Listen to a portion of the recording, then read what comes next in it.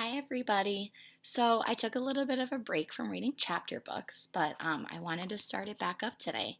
We're actually going to take a break from the Bailey School Kids because I found a book at school that is very special to me. I read it when I was in first grade with my first grade teacher. So today we're going to start the book Flat Stanley. And this version is by Jeff Brown, and the pictures are by Scott Nash. And if you like Flat Stanley, there's a bunch of different Flat Stanley books, but this one's the first one. So let's jump right in there. There's only 5 chapters. So I think maybe we'll read the first 2 chapters. All right, here we go. Chapter 1 is called The Big Bulletin Board. Breakfast was ready. "I will go wake the boys," Mrs. Lambchop said to her husband, George Lambchop. Just then their younger son, Arthur, called from the bedroom he shared with his brother Stanley.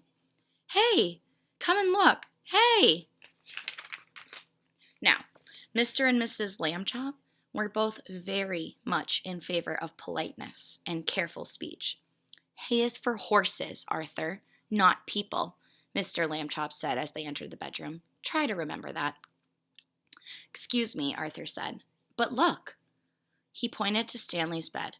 Across it lay the enormous bulletin board that Mr. Lambchop had given the boys a Christmas ago so that they could pin up pictures and messages and maps. It had fallen during the night on top of Stanley. But Stanley was not hurt. In fact, he would have still been sleeping if he had not been woken by his brother's shout. "What's going on here?" he called out cheerfully from beneath the enormous board. Mr. and Mrs. Lambchop hurried to lift it from the bed. "Heavens," said Mrs. Lambchop.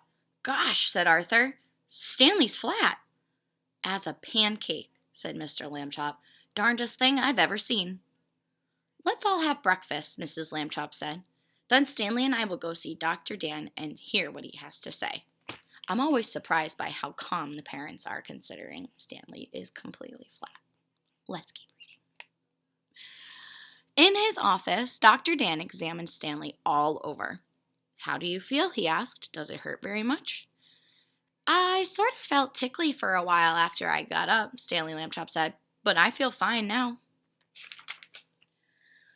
"Well, that's mostly how it is with these cases," said Dr. Dan. "We'll just have to keep an eye on this young fellow," he said, when he finished the examination. "Sometimes we doctors, despite all of our years of training and experience, can only marvel at how little we really know." Mrs. Lambchop said she thought Stanley's clothes would have to be altered by the tailor now, so Dr. Dan told the nurse to take Stanley's measurements. Mrs. Lambchop wrote them down. Stanley was 4 feet tall, about a foot wide, and a half an inch thick. So he's really, really, really thin. Oh, that's the end of chapter 1. Looking to see how long chapter 2 is. I think we have time. Here we go. Nothing but time. Here we go. Chapter 2.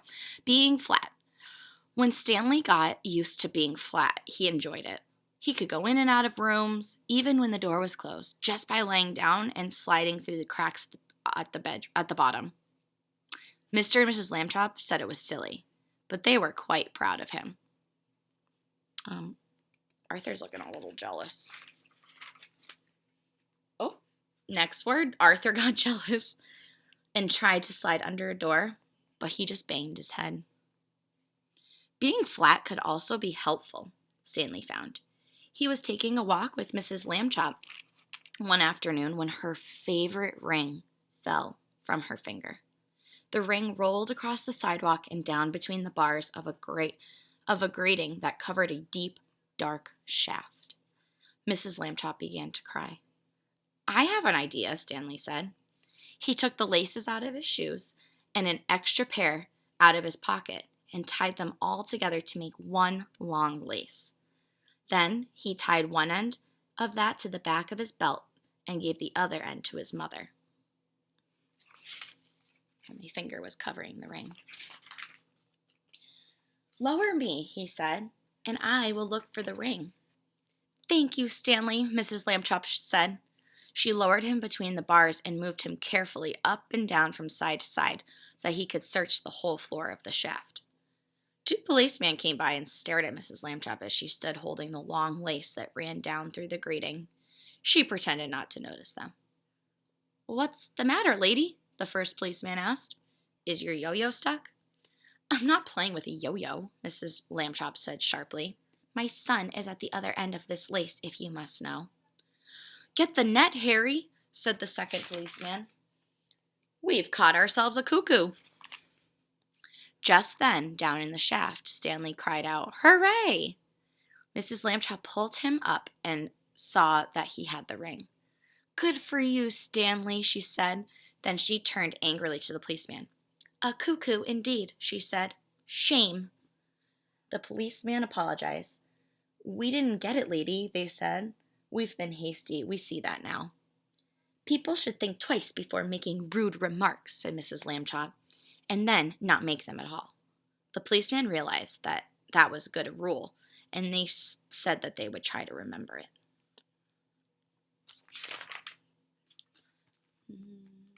One day, Stanley got a letter from his friend, Thomas Anthony Jeffrey, whose family had moved recently to California.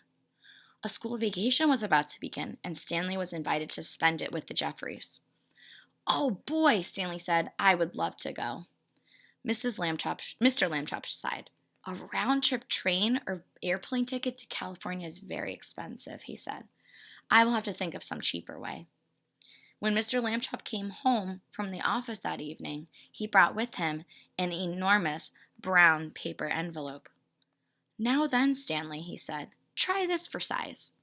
The envelope fit Stanley very well. There was even enough room left over.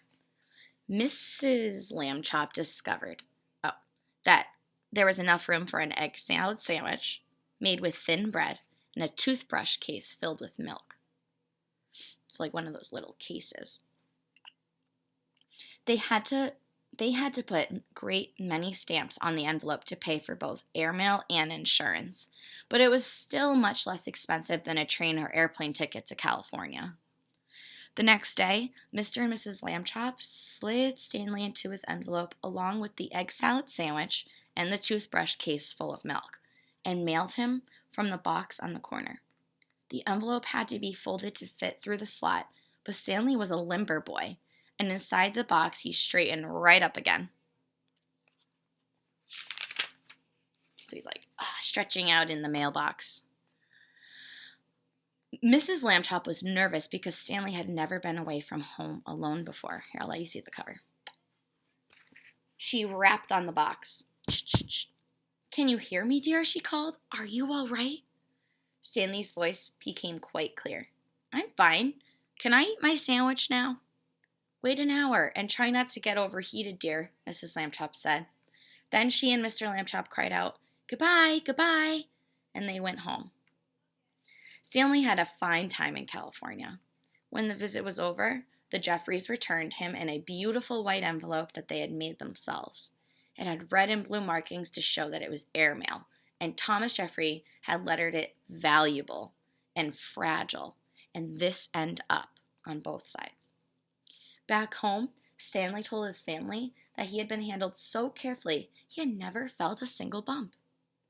Mr. Lambchop said it proved that jet planes were wonderful, and so was the Postal Service, and that this was a great age in which to live.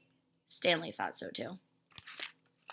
All right, so that is the end of our first 2 chapters, and the next chapter is called, I'll give you a sneak peek, Stanley the Kite. I can only imagine what this chapter is going to be about. I hope you guys enjoyed it. Have a great rest of your day.